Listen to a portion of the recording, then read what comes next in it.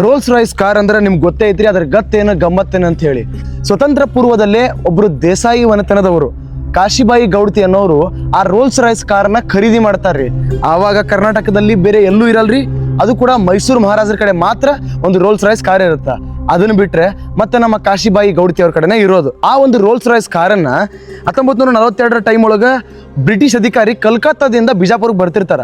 ಆ ಬಿಜಾಪುರಕ್ಕೆ ಬಂದಾಗ ಅವ್ರಿಗೆ ಓಡಾಡಕ ಯಾವುದೇ ತರದಂತ ಲಕ್ಸುರಿ ಕಾರ್ಸ್ ಇರಂಗಿಲ್ಲ. ಅದಕ್ಕೋಸ್ಕರ ಅವಾಗಿನ ಡಿ ಸಿ ಅಂದ್ರೆ ಬಿಜಾಪುರಿನ ಒಂದು ಜಿಲ್ಲಾಡಳಿತದ ಡಿ ಸಿ ಏನಿರ್ತಾರ, ಅವರು ಕಾಶಿಬಾಯಿ ಅವ್ರಿಗೆ ಕೇಳ್ತಾರ, ಹಿಂಗ್ರಿ ನಿಮ್ಮ ರೋಲ್ಸ್ ರಾಯ್ಸ್ ಕಾರ್ ಬೇಕಾಗಿತ್ತು, ಈ ತರ ಒಬ್ರು ಬ್ರಿಟಿಷ್ ಅಧಿಕಾರಿ ಬರಾಕತ್ತಿದ್ರು ಅಂತ. ಅದಕ್ಕೆ ನಮ್ಮ ಕಾಶಿಬಾಯಿ ಗೌಡತಿ ಏನ್ ಹೇಳ್ತಾರ ಅಂದ್ರ, ನಾನು ಕಾರನ್ನ ಬೇಕಾದ್ರ ಕುಳ್ಳಚ್ಚಿ ರೋಡ್ ಸೈಡಿಗೆ ನಿಂದಿರಿಸ್ತೀನಿ, ಆದ್ರೆ ಕಾರ್ ಕೊಡಂಗಿಲ್ಲ ಅಂತ ಹೇಳ್ತಾರ್ರಿ. ಯಾಕಂದ್ರ ನಾನು ನನ್ನ ಸ್ವಂತಕ್ಕೆ ತಗೊಂಡಿನಿ, ಅದನ್ನ ಇನ್ನೊಬ್ಬರಿಗೆ ಕೊಡಕ ತಗೊಂಡಿಲ್ಲ ಅಂತ ಕ್ಲಿಯರ್ ಕಟ್ ಆಗಿ ಹೇಳ್ಬಿಡ್ತಾರ್ರಿ. ರಿಜಿಸ್ಟ್ರೇಷನ್ ರದ್ದು ಮಾಡಿದ್ರು ಅದನ್ನ ಮನೆ ಮುಂದೆ ನಿಲ್ಲಿಸಿ ಕುಳ್ಳು ತಡ್ತೀನಿ, ಖರೆ ನಿಮಗೆ ಕೊಡಂಗಿಲ್ಲ ಅಂತ ಹೇಳಿಕೇಶಂದ್ರ ಅವರು ಪ್ರತ್ಯುತ್ತರ ಕೊಟ್ಟು ಕಳಿಸ್ತಾರೆ ಸರ್. ಆ ಬ್ರಿಟಿಷ್ ಅಧಿಕಾರಿ ಕಾರ್ ಕೊಡಂಗಿಲ್ಲ ರೀ ಅಂತ ಒಂದು ಸ್ವಾಭಿಮಾನದ ಮಹಿಳೆಯ ಕಥೆಯನ್ನ ನಾನು ನಿಮ್ಗೆ ಇವತ್ತು ಹೇಳಕೊಡ್ತೀನಿ. ಸ್ನೇಹಿತರೆ, ಇವತ್ತು ನಾನಿದ್ದೀನಿ ಜೈನಾಪುರ ಅನ್ನುವಂತಹ ಒಂದು ಊರೊಳಗ. ಇದು ಬರುತ್ತಾ ಬಿಜಾಪುರ ಡಿಸ್ಟಿಕ್ ಬಬಲೇಶ್ವರ ತಾಲೂಕು. ನನ್ನ ಜೊತೆ ಇದ್ದಾರೆ ನನ್ನ ಸ್ನೇಹಿತರು ಸದಾಶಿವು. ಬರ್ರಿ ಇವತ್ತಿನ ವಿಡಿಯೋನ ಶುರು ಮಾಡೋಣ. ನಮಸ್ಕಾರ ಎಲ್ಲರೂ ಹೆಂಗದಿರಿ? ಆರಾಮದಿರತ್ತ ಅನ್ಕೋತೀನಿ. ನಾನು ನೋಡ್ರಿ ಹಿಂಗದೀನಿ. ಮತ್ತೊಂದು ಹೊಸ ವಿಡಿಯೋಗೆ ನಿಮ್ಗೆ ಸ್ವಾಗತ ಸುಸ್ವಾಗತ. ಮ್ಯಾಟ್ರ್ ಶುರುವಾಗಿದ್ದು ಅಲ್ಲಿಂದ ಅಲ್ಲ, ಇಲ್ಲಿಂದ. ಇವಾಗ ನಾನಿರೋದು ಹಲಗಲಿಯಲ್ಲಿ, ನನ್ನ ಸ್ನೇಹಿತನ ಮನೆ ವಿಶ್ವನಾಥ್ ಅಂತ ಹೇಳಿ. ಅವನು ಇವತ್ತು ಎಕ್ಸಾಮ್ ಇದೆ ಅಂತ ಹೇಳ್ಬಿಟ್ಟು ಬಾಗಲಕೋಟೆ ಹೋಗಿದ್ದಾನೆ. ಇಲ್ಲಿದ್ದಾರೆ ಅಪ್ಪಾಜಿ.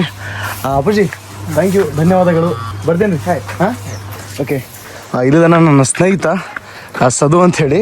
ಇವನು ಬಬಲಾದಿಯಿಂದ ಬಂದಿದ್ದಾನೆ ಮಾರ್ನಿಂಗ್. ಇವತ್ತೊಂದು ಸ್ವಲ್ಪ ಬೇರೆ ಕಡೆ ಕೆಲಸ ಇತ್ತು, ಅಲ್ಲಿ ಹೋಗಿ ಬಂದ್ವಿ. ಇವನು ಶಿರ್ಬೂರ್ ಅಂದರೆ ಅಲ್ಲಿಂದ ಇಲ್ಲಿವರೆಗೂ ನನ್ನ ಕರ್ಕೊಂಡು ಹೋಗಿ ಎಷ್ಟು ಕಿಲೋಮೀಟರ್ ಆಗುತ್ತೆ? 30-35 ಕಿಲೋಮೀಟ್ರ್ ಮಾರ್ನಿಂಗೇ ಬಂದಿದ್ದಾನೆ ಕರ್ಕೊಂಡು ಹೋಗ್ಬೇಕಂತ. ಸೊ ಮತ್ತೆ ಇಲ್ಲ ಅನ್ನೋಕ್ಕಾಗಲ್ಲ, ಹಂಗಾಗಿ ಅವನ ಜೊತೆ ಹೋಗ್ತಾ ಇದ್ದೀನಿ. ಇವತ್ತು ಲಿಫ್ಟ್ ಗಿಫ್ಟ್ ಏನಿಲ್ಲ, ಅವಂದೇ ಎಲ್ಲ ಪೂರ್ತಿ ಅವನ ಗಾಡಿಲೇ ಹೋಗೋದು. ಇವ್ರ ಹೆಸರು ಶಿವದಾಸರ್ ಅಂತೇಳಿ, ಇವರು ಕೂಡ ಶಿರ್ಬೂರ್ ಅವರೇ. ಸೊ ಬನ್ನಿ ಈಗ ಪ್ರಯಾಣ ಶುರು ಮಾಡೋಣ. ಈಗ ಸದ್ಯ ನಾನಿರೋದು ಹಿಂದ್ಗಡೆ ನೋಡ್ತಿದ್ರೆ ಹಲಗಲಿ ಕರಿಯಪ್ಪ ಗುಡಿಯ ಮುಂದೆ. ಸೊ ಈಗ ನೆಕ್ಸ್ಟ್ ನಾನು ನಿಮಗೆ ಶಿರ್ಬೂರ್ ರೀಚ್ ಆದ್ಮೇಲೆ ಅಥವಾ ನಡುವೆ ಯಾವ್ದಾದ್ರು ಕಂಟೆಂಟ್ ಇತ್ತು ಅಂದ್ರೆ ಮಾತ್ರ ಮಾಡ್ತೀನಿ. ನೋಡುವ? ಓಕೆ, ಬನ್ನಿ ಹೋಗುವ. ಓ ಹೊರಟೆ ಅಲ್ಲೆಲ್ಲ ಮಾಡ್ಕೊಂಡಿದ್ದೆ ಒಳಗಡೆ. ಇಲ್ಲ ಅಂದ್ರೆ ಅಲ್ಲೇ ಭಾಳ ಆಗೈತೆ ರೂಟ್. ಬರನ್ರಿ, ಹೋಗಿ ಬರ್ತೇನೆ. ಥ್ಯಾಂಕ್ಸ್, ಎಲ್ಲದಕ್ಕೂ ಥ್ಯಾಂಕ್ಸ್. ಊಟಗಿದೆಲ್ಲ ಭಾಳ ಚಲೋ ಆಗಿತ್ತು. ಬರ್ತೀನಿ.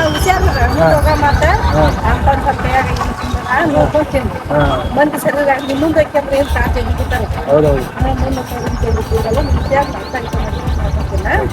ಈಗ ಜಸ್ಟು ನಮ್ಮ ಸ್ನೇಹಿತನ ಮನೆಗೆ ಬಂದು ರೀಚ್ ಆದೆ. ಸೊ ಸ್ವಾಗತ ಮಾಡಲ್ಲ? ಬಾರು ಒಳಗ್ ಬಾ, ವೆಲ್ಕಮ್. ಬಂದ್ರಿ, ಬರ್ರಿ.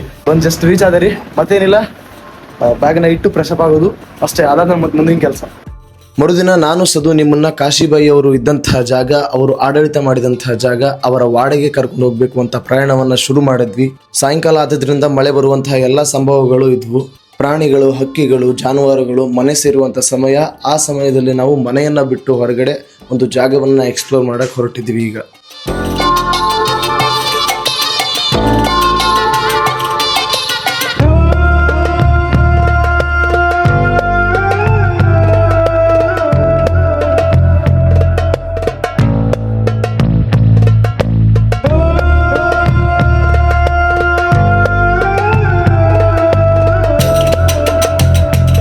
ಆಲ್ಮೋಸ್ಟ್ ಕಚ್ಚಾ ರೋಡ್ ರೀ. ಭಾಳ ದೂರ ಐತೆ ಅನ್ನೋ ಫೀಲ್ ಆಗುತ್ತೆ. ಯಾಕಂದ್ರೆ ಕಚ್ಚಾ ರೋಡು, ಜಂಪು ಮತ್ತೆ ತೆಗ್ಗು ಬಗ್ಗೆಲ್ಲ ದಾಟ್ಕೊಂಡು ಹೋಗ್ಬೇಕಲ್ಲ.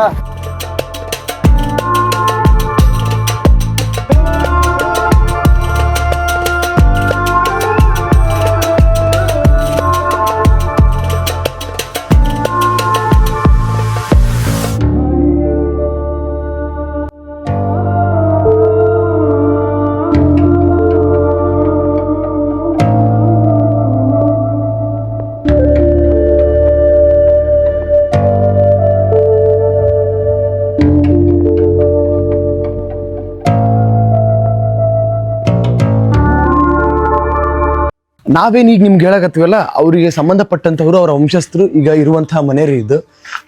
ಅವ್ರು ಆ್ಯಕ್ಚುಲಿ ಎಲ್ಲಿರ್ತಿದ್ರು ಅಂದ್ರೆ ಅದು ಅಲ್ಲೊಂದು ವಾಡೆ ಐತ್ರಿ. ಬರೀ ಅದನ್ನ ನಿಮ್ಗೆ ತೋರಿಸ್ತಾ ಅದ್ರ ಬಗ್ಗೆ ಎಕ್ಸ್ಪ್ಲೇನ್ ಮಾಡ್ತಾ ಹೋಗ್ತೀನಿ ರೀ. ಬರ್ರಿ ಒಂದು ನಿಮಿಷ ಈ ವಾಡೆ ಈಗ ಸದ್ಯಕ್ಕೆ ಯಾವ ಪರಿಸ್ಥಿತಿ ಒಳಗೈತಿ, ಯಾವ ರೀತಿ ಐತಿ ಅನ್ನೋದನ್ನ ಒಂದ್ಸಲ ನೋಡ್ಕೊಂಡ್ಬಿಡ್ರಿ. ಇಲ್ಲೇ ನೋಡತ್ತೀರಿ, ಪೂರ್ತಿ ಈ ತರ ಆಗೈತಿ. ಆಗಿನ ಸಂದರ್ಭದೊಳಗ ಹೊರದೇಶದಿಂದ ಇಂಪೋರ್ಟ್ ಮಾಡ್ಕೊಂಡಂತಹ ವಸ್ತುಗಳಿಂದ ಪೀಠೋಪಕರಣಗಳಿಂದ ಕಟ್ಲಾದಂತಹ ಒಂದು ವಾಡೇರಿ ಇದು. ನೋಡ್ಬೋದು ಈಗಿನ ಪರಿಸ್ಥಿತಿ ಯಾವ ರೀತಿ ಐತಿ ಅಂತ. ಬರ್ರಿ ಹೋಗೋಣ ಒಳಗೆ. ಆಕ್ಚುಲಿ ಈ ರೀತಿ ಯಾಕೆ ಆಗೈತಿ ಅಂತಂದ್ರೆ ಯಾವಾಗ ಮುಳುಗಡೆ ಆಯ್ತು ಇದನ್ನ ಪೂರ್ತಿ ಕೇರ್ ಮಾಡೋದು ಬಿಟ್ಬಿಟ್ರಿ. ಯಾಕಂದ್ರೆ ಮತ್ತೆ ನೀರು ಯಾವಾಗ ಬರುತ್ತಂತ ಗೊತ್ತಿಲ್ಲ, ಹಂಗಾಗಿ ಅವರು ಈ ವಾಡೆನ ಸಂರಕ್ಷಿಸ್ಲಿಲ್ಲ. ಸೊ ಅಲ್ಲಿಗೆ ಬಿಟ್ಬಿಟ್ರು. ಹಂಗಾಗಿ ಈಗ ಇದು ಪೂರ್ತಿ ಅಳಿವಿನಂಚಿನೊಳಗೆ ಐತ್ರಿ. ನೋಡಕ್ ಸ್ವಲ್ಪ ಸಿಗ್ತೈತೆ ಅಷ್ಟೇ. ನೋಡ್ಬೋದು ನೀವು ಆ ಕಡೆ ನೋಡ್ರಿ, ಇಲ್ಲಿ ನೋಡಿದ್ವಿ. ಸೊ ಈ ಕಡೆ ಒಂದು ಏರಿಯಾ ಐತಿ ನೋಡ್ಬೋದು, ಪೂರ್ತಿ ಈ ತರ ಐತಿ. ಬರ್ರಿ ಆ ಕಡೆ ಒಂದು ಸ್ವಲ್ಪ ಐತಿ, ಅದನ್ನು ನೋಡೋಣ. ಇಲ್ಲೈತಲ್ರಿ. ಸೊ ಇದು ಕೂಡ ಆ ಟೈಮಲ್ಲಿ ಕಾಶಿಬಾಯಿ ಗೌಡತಿ ಅವರು ವಾಸ ಮಾಡಿದಂಥ ಜಾಗ ರೀ ಇದು. ಅಂದರೆ ಅವಾಗ ಅವರು ಏನು ಇದ್ರಲ್ಲ, ಅವಾಗ ಅವರು ಇಲ್ಲಿ ಬಂದು ಹೋಗುದು ಮಾಡುವಾಗ ಇಲ್ಲೇ ವಾಸ ಮಾಡ್ತಿದ್ರು ಅವರು. ಸೊ ಈಗ ಅವರ ಒಂದು ವಂಶಸ್ಥರು ಇಲ್ಲಿಂದ ಶಿಫ್ಟ್ ಆಗಿ ಅಲ್ಲಿ ಮತ್ತು ಬೇರೆ ಬೇರೆ ಕಡೆ ಅವರು ಮನಿ ಅದಾವ್ರಿ. ನೋಡ್ರಿ ಈ ಥರ ಐತಿ. ಮೇಲೆ ಹೋಗಕ್ಕೆ ದಾರಿ ಇದ್ದಂಗಿಲ್ಲ, ದಾರಿ ಇತ್ತು ಅಂದ್ರೆ ಚೆನ್ನಾಗಿ ಆಗ್ತೈತ್ರಿ ನೋಡಕ್ಕೆ.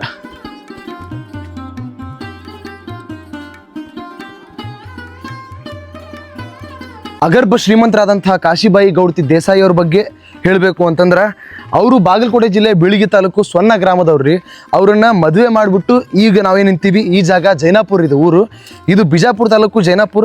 ಸಂಗಪ್ಪ ದೇಸಾಯಿ ಅನ್ನೋಂಥವ್ರಿಗೆ ಮದುವೆ ಮಾಡಿ ಕೊಡ್ತಾರೆ. ಅದಾದ್ಮೇಲೆ ಸಮಯ ಹೋದಂಗೆ ಅವರು ಸಂಗಪ್ಪ ದೇಸಾಯಿ ಅನ್ನೋರು ಏನು ತೀರ್ಕೋತಾರ, ಅವ್ರು ತೀರ್ಕೊಂಡಾದ್ಮೇಲೆ ಇಡೀ ಒಂದು ಆಡಳಿತವನ್ನ ಕಾಶಿಬಾಯಿ ಗೌಡತಿಯವರೇ ಮಾಡ್ತಾ ಇರ್ತಾರ. ಆ ಒಂದು ಆಡಳಿತ ಮಾಡುವಂಥ ಸಂದರ್ಭದೊಳಗೆ ಅವ್ರು ಇದ್ದಂತಹ ಪೂರ್ತಿ ಜಾಗ ಏರಿಯಾ ರೀ ಇದು. ಇಡೀ ಕರ್ನಾಟಕದಲ್ಲೇ ಸ್ವತಂತ್ರ ಪೂರ್ವವಾಗಿ ರೋಲ್ಸ್ ರಾಯ್ಸ್ ಹೊಂದಿದಂಥ ಏಕೈಕ ದೇಸಾಯಿ ಮನೆತನ ರೀ ಇವ್ರದ್ದು. ಅದನ್ನ ಬಿಟ್ಟರೆ ಮೈಸೂರು ಮಹಾರಾಜರ ಕಡೆ ಇತ್ತು ಅಂತ ನಾನು ಮೊದಲೇ ಹೇಳಿದೆ. ಮೈಸೂರು ಮಹಾರಾಜರನ್ನ ಹೊರತುಪಡಿಸಿದರೆ ಕಾಶಿಬಾಯಿ ಗೌಡತಿಯವ್ರ ಕಡೆ ಮಾತ್ರ ರೋಲ್ಸ್ ರಾಯ್ಸ್ ಕಾರ್ ಇತ್ತು. ಅಗರ್ಭ ಶ್ರೀಮಂತಿಕೆನ ಹೊಂದಿದಂಥ ಈ ದೇಸಾಯಿ ಮನೆತನ ರೀ 16,000 ಎಕರೆಗಳಷ್ಟು ಭೂಮಿಯನ್ನು ಹೊಂದಿದ್ರು. ಆ ಭೂಮಿ ಮುಂದೆ ಹೋಗ್ತಾ ಹೋಗ್ತಾ ಏನು ಉಳುವವನೇ ಭೂಮಿಯ ಒಡೆಯ ಅಂತ ಒಂದು ಕಾಯ್ದೆ ಬಂತು. ಆ ಕಾಯ್ದೆ ಬಂದಾಗ 16,000 ಎಕರೆಯನ್ನ ಸುಮಾರು 25 ಹಳ್ಳಿಯ ಜನರಿಗೆ ಅದನ್ನ ಹಂಚಿ ಬಿಡ್ತಾರ್ರಿ.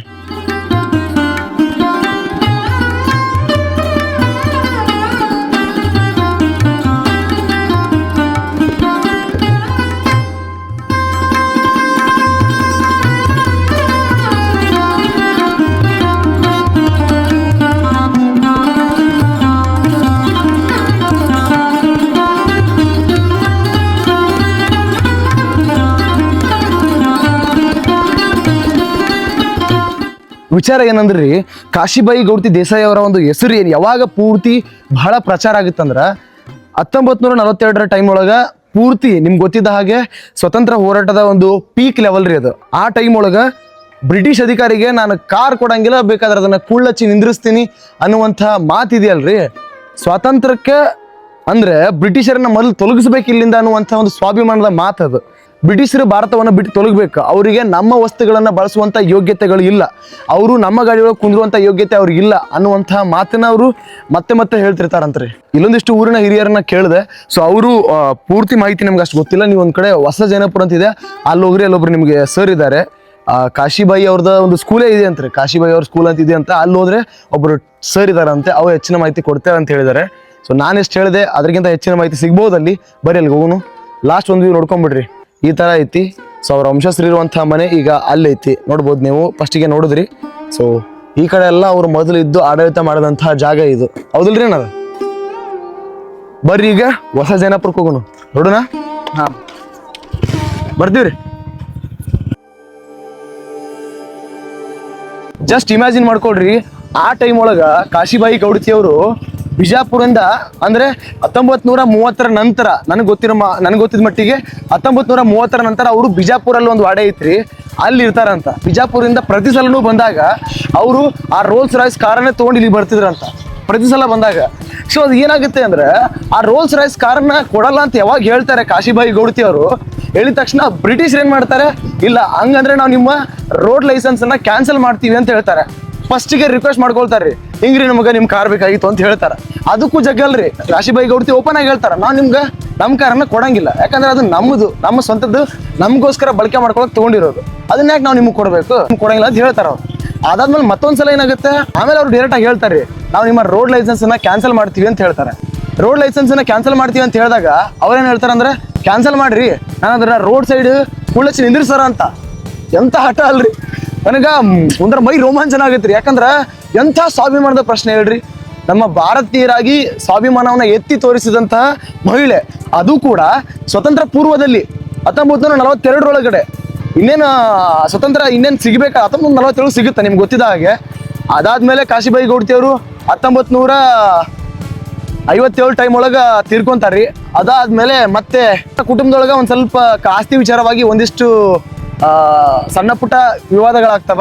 ಹಂಗಾಗಿ ಅವರು ಕೋರ್ಟ್ ಮೆಟ್ಟಿಲಿನ ಇರ್ತಾರ. ಕೋರ್ಟ್ ಮೆಟ್ಟಿಲು ಏರಿದಾದ್ಮೇಲೆ ಮತ್ತೆ ಅದು ಆಗಿನ ಮುಂಬೈ ಕರ್ನಾಟಕ ಕೋರ್ಟ್ ಏನಿರುತ್ತೆ ಅದು ಮಧ್ಯ ಪ್ರವೇಶಿಸಿ ಪೂರ್ತಿ ಎಲ್ಲವನ್ನು ಸಾಲ್ವ್ ಮಾಡಿ ಈಗ ಅವರ 16 ಕುಟುಂಬಗಳು ಈ ಒಂದು ಹಳೆ ಜೈನಾಪುರ ಮತ್ತೆ ಹೊಸ ಜೈನಾಪುರ ಒಳಗ ಬಾಳ್ವೆ ಮಾಡಕತ್ತಾರ್ರಿ.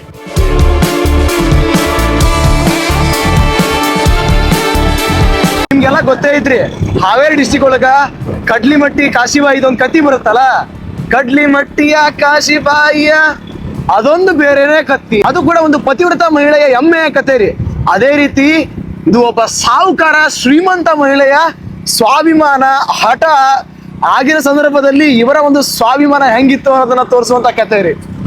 ಕಾಶಿಬಾಯಿ ದೇಸಾಯಿ ಇವರು, ಕಡ್ಲಿಮಟ್ಟಿ ಕಾಶಿಬಾಯಿ ಅವರು ಇಬ್ರು ಕೂಡ ನಮ್ಮ ಭಾರತ ದೇಶದ ನಾರಿಯರೇ. ಆಹಾ, ನಿಜ ಹೇಳ್ತೀನಿ ಸ್ನೇಹಿತರೆ, ನೇಚರ್ ಮಾತ್ರ ಸೈಕ್ ಐತಿ. ಹಿಂದ್ಗಡೆ ವೈಬ್ ನೋಡ್ರಿ ಯಾವ ರೀತಿ ಐತೆ ಅಂತ ಹೇಳಿ. ಆಹಾ, ನಿಜ ಕ್ರೇಜಿ ಅನ್ಸುತ್ತೆ, ಕ್ರೇಜಿ ಫೀಲ್ ಐತ್ರಿ. ಬರ್ರಿ ನಾವ್ ಇನ್ನೇನು ಹೊಸ ಜೈನಾಪುರಕ್ಕೆ ಬಂದ್ವಿ.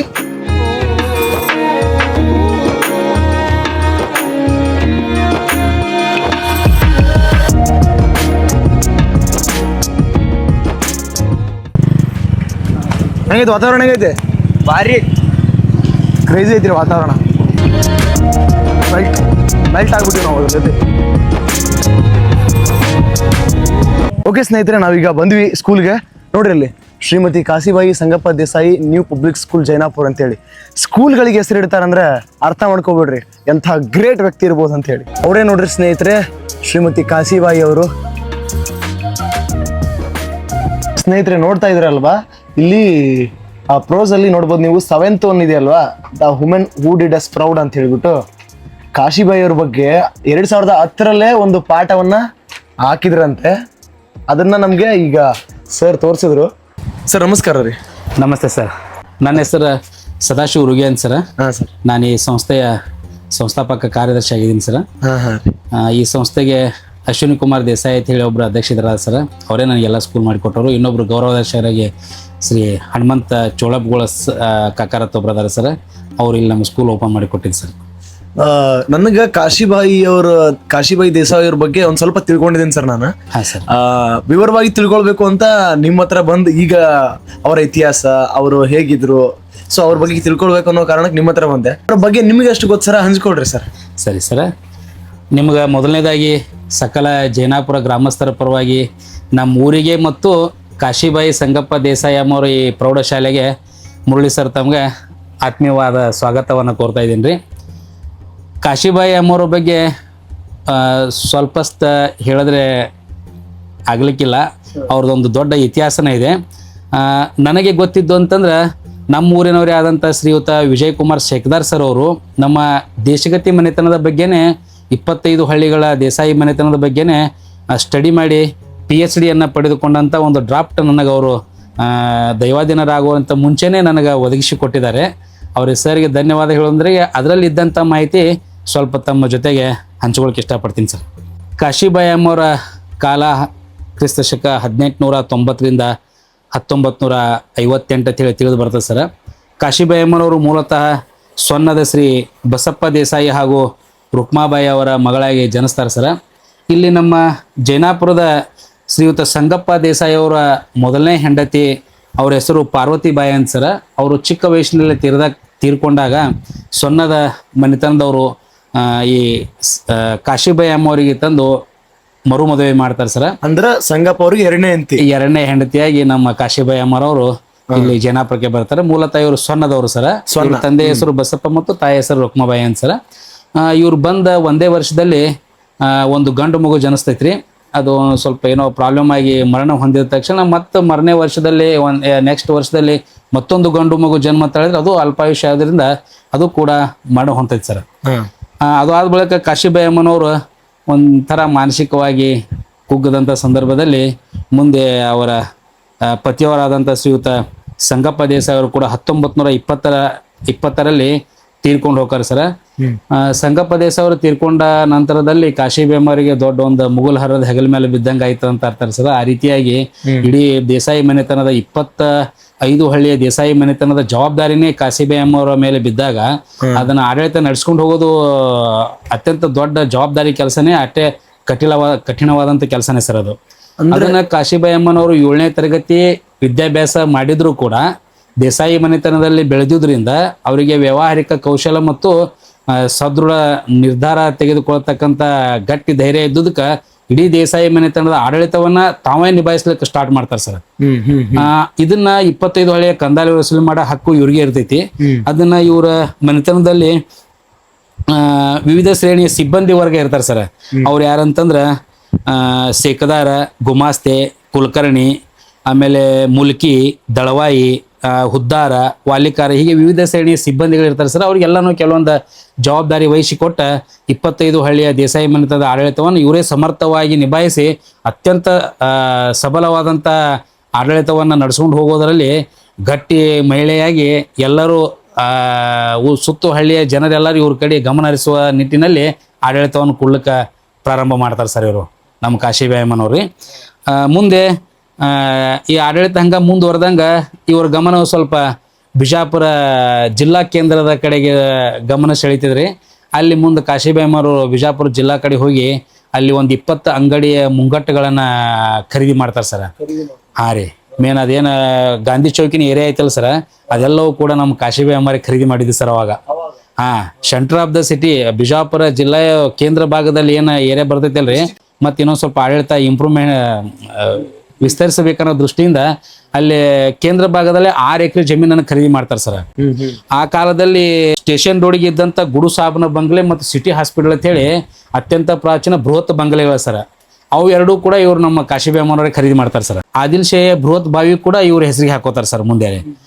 ಅದಾದ್ಮೇಲೆ ಇವರು 1936ರಲ್ಲಿ ಒಂದು ಭವ್ಯವಾದಂಥ ಬಂಗ್ಲೆಯನ್ನ ಕಟ್ಟಿಸ್ಬೇಕು, ಸದೃಢವಾದ ಬಂಗ್ಲೆ ಕಟ್ಟಿಸ್ಬೇಕಂತ ಹೇಳಿ ಮನಸ್ಸು ಮಾಡಿ 1930ರಲ್ಲಿ ಒಂದು ವಾಡೆ ಕಟ್ಟಿಸ್ತಾರೆ ಸರ್.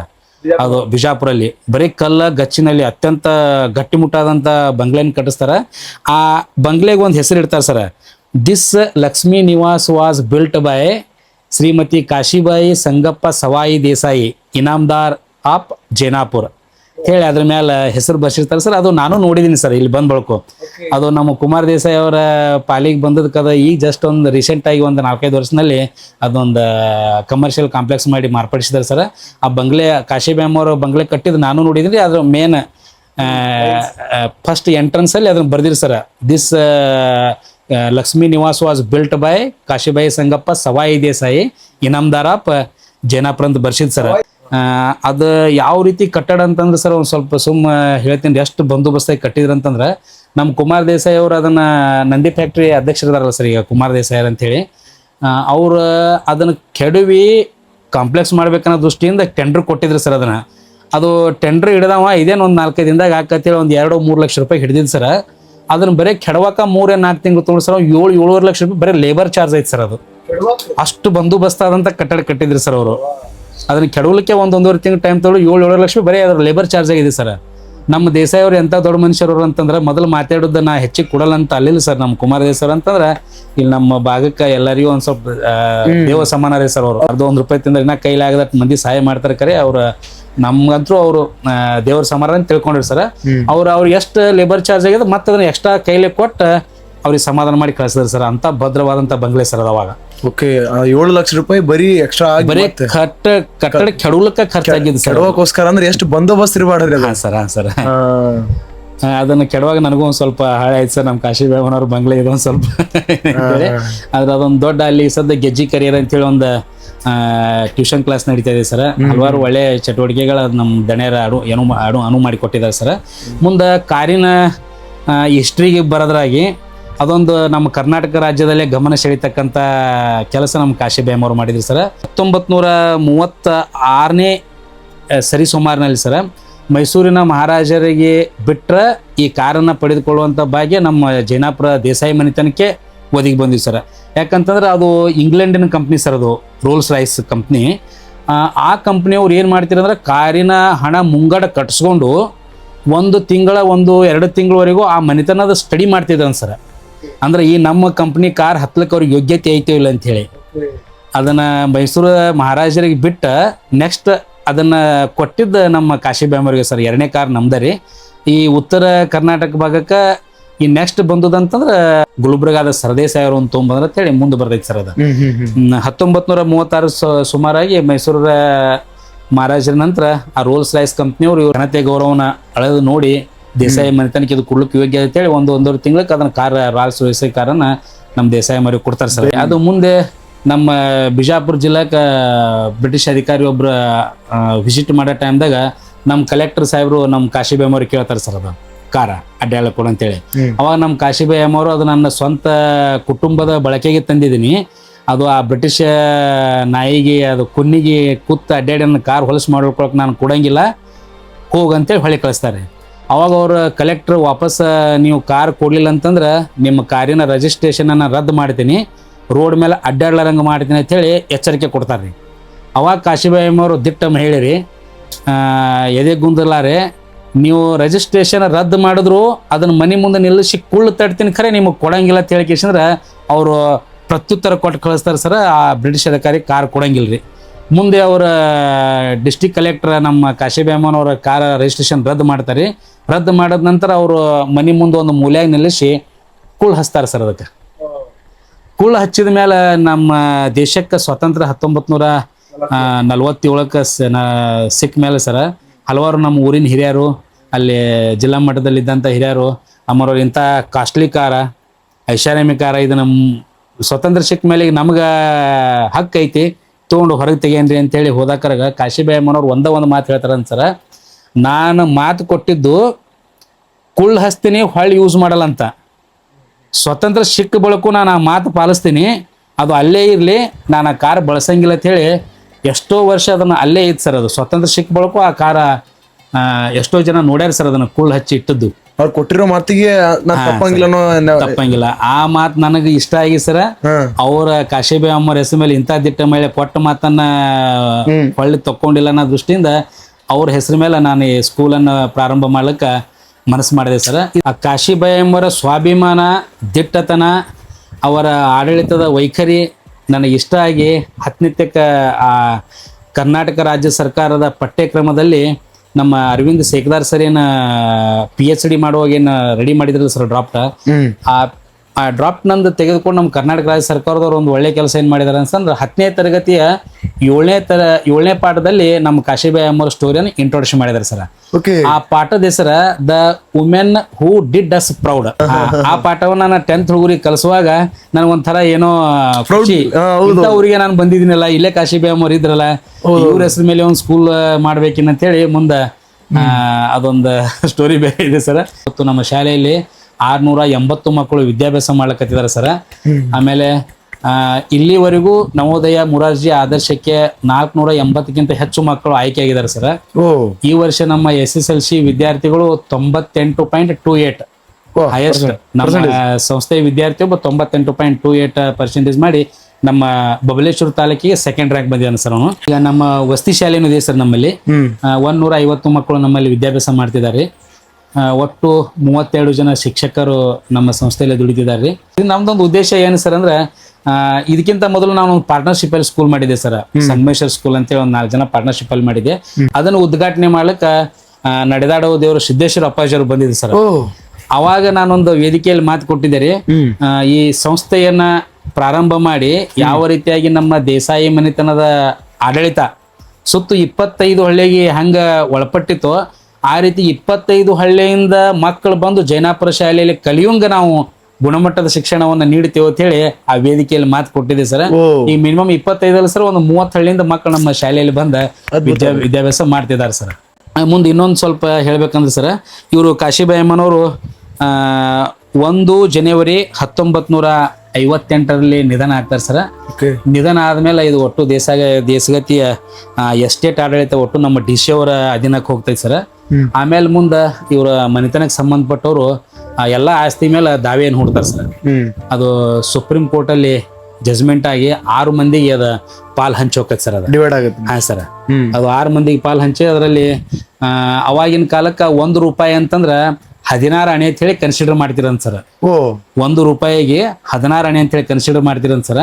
ಅದನ್ನ 6 ಅಣೆ ಶ್ರೀ ಮಲ್ಲಪ್ಪ ಬಸಪ್ಪ ದೇಸಾಯಿ ಅವರಿಗೆ, 3 ಅಣೆ ಶ್ರೀಯುತ ಸಂಗಪ್ಪ ದೊಡ್ಡಪ್ಪ ದೇಸಾಯಿ ಅವರಿಗೆ, ಆಮೇಲೆ 4 ಅಣೆ ಶ್ರೀಯುತ ಮಲ್ಲಪ್ಪ ವೀರಭದ್ರಪ್ಪ ದೇಸಾಯಿ ಅವರಿಗೆ, ಆಮೇಲೆ ಶ್ರೀಮತಿ ಅಕ್ಕುಬಾಯಿ ದೊಡ್ಡಪ್ಪ ದೇಸಾಯಿ ಸಾಕಿನ ಸೊನ್ನದವ್ರು ಸರ್ ಅವರು, ಅವರಿಗೆ 1 ಅಣೆ, ಶ್ರೀಮತಿ ಭಾಗೀರಥಿ ಹನುಮಂತ ಸಾವ್ಕಾರ ಸಾಕಿನ ಬಿದ್ರಿ ಅವರಿಗೆ 1 ಅಣೆ ಪಾಲ, ಮತ್ ಶ್ರೀಮತಿ ಲಕ್ಷ್ಮೀಬಾಯಿ ವೆಂಕಪ್ಪ ಪಾಟೀಲ ಸಾಕಿನ ಪೆಟ್ಲೂರ ಇವರಿಗೆ 1 ಅಣೆ ಪಾಲ. ಹಿಂಗ ಒಟ್ಟು 16 ಅಣೆ ಪಾಲವನ್ನ 6 ಜನರಿಗೆ ಹೈಕೋರ್ಟ್ ಸುಪ್ರೀಂ ಕೋರ್ಟ್ ಆದೇಶ ಮಾಡಿ ಈ ಕಾಶಿಬಾಯಿ ಅಮ್ಮವರ ಒಟ್ಟು ಆಸ್ತಿಯನ್ನ ಅವರಿಗೆ ಪಾಲ್ ಮಾಡಿ ಕೊಡ್ತೇವೆ ಸರ್. ಕಾಶಿಬಾಯಿ ಅಮ್ಮರ ಒಟ್ಟು ಆಸ್ತಿ 16,000 ಎಕರೆ ಸರ್. 25 ಹಳ್ಳಿಗೆ ಆಸ್ತಿ ರೀ ಇದು ರೀ. ಇವ್ರದ್ದು ಒಟ್ಟು ಆಸ್ತಿ 16,000 ಎಕರೆ ಸರ್. 16,000 ಎಕರೆ ತೋಟವನ್ನ ಈ 6 ಜನಕ್ಕೆ ಹಂಚಪಾಲ ಆದ್ಮೇಲೆ ಮುಂದೆ ಅವ್ರು ಇಂದಿರಾ ಗಾಂಧಿ ಅವ್ರ ಟೆನೆನ್ಸಿ ಆಕ್ಟ್ ಅಲ್ಲಿ ಉಳುವನೆ ಒಡೆಯತ್ ಬರ್ತದೆ ಸರ್. ಅವ್ರವ್ರಿಗೆ ಹಂಚೋಗಿ ಈಗ ಇಲ್ಲಿ ನಮ್ಮ ಜೈನಾಪುರ ದೇಸಾಯಲ್ಲಿ ಅಲ್ಲಿ ಮೇನ್ ಇದ್ದವ್ರು ಅಂತಂದ್ರೆ ನಮ್ಮ ಕುಮಾರ್ ದೇಸಾಯಿ ಅವ್ರಿ, ಬಸವರಾಜ್ ದೇಸಾಯಿ ಅವರು, ಮತ್ತು ಒಂದು 8-10 ಮನಿತನ ಅದಾವ ಸರ್ ದೇಸಾಯಿ ಮನಿತನದವರು. ಆ ರೀತಿಯಾಗಿ ನಮ್ಮ ಕಾಶಿಬಾಯಿ ಅವ್ರ ಸ್ಟೋರಿ ಇದೆ sir. Okay, thank you sir, thank you so much. ತುಂಬಾ ಖುಷಿ ಆಯ್ತು ಸರ್ ನಿಮ್ ಜೊತೆ ಮಾತಾಡಿ. ನೀವು ನಮ್ಮ ಸಂಸ್ಥೆಗೆ ಬಂದದಕ್ಕೆ, ನಮ್ಮ ಕಾಶಿಬಾಯಿ ಅವರ ಸ್ಟೋರಿಯನ್ನ ಮೆಲುಕು ಹಾಕೋದಕ್ಕೆ ತಮಗೂ ಕೂಡ ಸಂಸ್ಥೆಯ ಪರವಾಗಿ ಗ್ರಾಮಸ್ಥರ ಪರವಾಗಿ ಧನ್ಯವಾದಗಳು. Thank you sir, thank you so much. ಸ್ನೇಹಿತರೆ, ಯಾರ್ಯಾರು ವಿಡಿಯೋ ನೋಡ್ತಾ ಇದ್ದೀರಾ ಎಲ್ರಿಗೂ ಕೂಡ ಒಂದು ವಿಚಾರವನ್ನು ಹೇಳಕ್ ಇಷ್ಟಪಡ್ತೀನಿ. ಇವರು ಒಂದು ಒಳ್ಳೆಯ ಉದ್ದೇಶವನ್ನು ಇಟ್ಕೊಂಡು ಈ ಶಾಲೆಯನ್ನು ನಡ್ಸ್ಕೊಂಡು ಹೋಗ್ತಾ ಇದ್ದಾರೆ. ಹಾಗಾಗಿ ಈ ಬಿಜಾಪುರಿನ ಸುತ್ತಮುತ್ತಲಾಗಿರ್ಬೋದು, ನೀವು ಎಲ್ಲಿಯವರೇ ಆಗಿರ್ಬೋದು, ಇಲ್ಲಿ ಹಾಸ್ಟೆಲ್ ಫೆಸಿಲಿಟಿ ಇದೆ. ಒಂದು ಒಳ್ಳೆಯ ಇಂಟೆನ್ಸಿಟಿ ಇರುವಂತಹ ಮತ್ತೆ ಒಂದು ಒಳ್ಳೆಯ ಉದ್ದೇಶವನ್ನು ಇಟ್ಕೊಂಡು ಈ ಶಾಲೆಯನ್ನು ನಡ್ಸ್ಕೊಂಡು ಹೋಗ್ತಿರುವಂತಹ ವ್ಯಕ್ತಿ ಇವರು. ಅವರ ಮಾತನ್ನ ಇಷ್ಟು ತನಕ ಕೇಳಿದ್ರಿ. ಹಾಗಾಗಿ ನಿಮ್ಮ ಮಕ್ಕಳ ಉಜ್ವಲ ಭವಿಷ್ಯಕ್ಕಾಗಿ ಇವರ ಶಾಲೆಗೆ ತಂದು ಹಚ್ಚಿರಿ. ನಾನು ತುಂಬಾ ಹೆಮ್ಮೆಯಿಂದ ಹೇಳ್ಕೊತೀನಿ, ಒಳ್ಳೆಯ ಶಿಕ್ಷಣ ಡೆಫಿನೆಟ್ಲಿ ಸಿಗುತ್ತೆ ನಿಮಗೆ. ಅವರ ಒಂದು ಕಾಂಟ್ಯಾಕ್ಟ್ ನಂಬರ್ ಅನ್ನ ಮತ್ತೆ ಅವರ ಶಾಲೆಯ ಡೀಟೇಲ್ಸ್ ಅನ್ನ ಡಿಸ್ಕ್ರಿಪ್ಷನ್ ಅಲ್ಲಿ ಕೊಟ್ಟಿರ್ತೀನಿ, ಕಾಂಟ್ಯಾಕ್ಟ್ ಮಾಡ್ರಿ. ಇನ್ನೊಂದು ವಿಚಾರ ಸರ, ಈ ಕರ್ನಾಟಕ ರಾಜ್ಯದ ಯಾವ ಮೂಲೆಯಲ್ಲಿಯೂ ಕೂಡ ತಂದೆ ತಾಯಿ ಇಲ್ಲದ ಅನಾಥ ಮಕ್ಕಳಿದ್ರಂದ್ರೆ ತಂದು ನಮ್ಮ ಸಂಸ್ಥೆಯಲ್ಲಿ ಬಿಟ್ಟು ಅವ್ರಿಗೆ ಸಂಪೂರ್ಣ ಉಚಿತ ಶಿಕ್ಷಣವನ್ನು ನಮ್ಮ ಸಂಸ್ಥೆಯಿಂದ ಕೊಡ್ತೀನಿ. ಮತ್ತು ನಮ್ಮ ದೇಶವನ್ನು ಕಾಯ್ತಕ್ಕಂಥ ಸೈನಿಕರ ಮಕ್ಕಳಿದ್ರೆ ಅವರಿಗೆ ನಮ್ಮ ಸಂಸ್ಥೆಯ ಫೀಯಲ್ಲಿ 25% ರಿಯಾಯಿತಿ ಇರುತ್ತದೆ. ಆಮೇಲೆ ತಂದೆ ಇಲ್ಲದ ವಿಧವೆಯರ ಮಕ್ಕಳಿದ್ರೆ ಅವರಿಗೆ ನಮ್ಮ ಸಂಸ್ಥೆಯ ಫೀಸಲ್ಲಿ 35% ವಿನಾಯಿತಿ ಇರ್ತೈತೆ. ಯಾರಾದರೂ ಇಂಥ ಮಕ್ಕಳಿದ್ರೆ ತಂದು ನಮ್ಮ ಸಂಸ್ಥೆಗೆ ಬಿಟ್ಟರೆ ನಾವು ಒಳ್ಳೆಯ ಶಿಕ್ಷಣವನ್ನು ನೀಡ್ತೀವಿ. ನೋಡ್ಬೋದು ಸ್ನೇಹಿತರೆ, ಕೇಳಿದ್ರಲ್ವಾ, ಎಂಥ ಅರ್ಥ ಮಾಡ್ಕೊಳ್ರಿ. ದುಡ್ಡು ಮಾಡೋ ವಿಚಾರ ಅಲ್ಲ, ಬೇರೆ ಯಾವುದೋ ವಿಚಾರ ಅಲ್ಲ, ಅವರ ಇಂಟೆನ್ಸ್ ಯಾವ್ದಿದೆ ಅನ್ನೋದನ್ನ ಅರ್ಥ ಮಾಡ್ಕೊಳ್ರಿ. ಸೊ ಯಾರ್ಯಾರು ಈ ವಿಡಿಯೋನ ಪೂರ್ತಿ ನೋಡಿದ್ರೆ ಎಲ್ರಿಗೂ ಕೂಡ thanks for watching, keep supporting, love you all. ಸಿಗೋಣ ಮತ್ತೊಂದು ಹೊಸ ವಿಡಿಯೋದಲ್ಲಿ. ಅಲ್ಲಿ ತನಕ ಈ ವಿಡಿಯೋನ ಶೇರ್ ಮಾಡೋದನ್ನ ಮರಿಬೇಡಿ. Thank you. ಧನ್ಯವಾದಗಳು.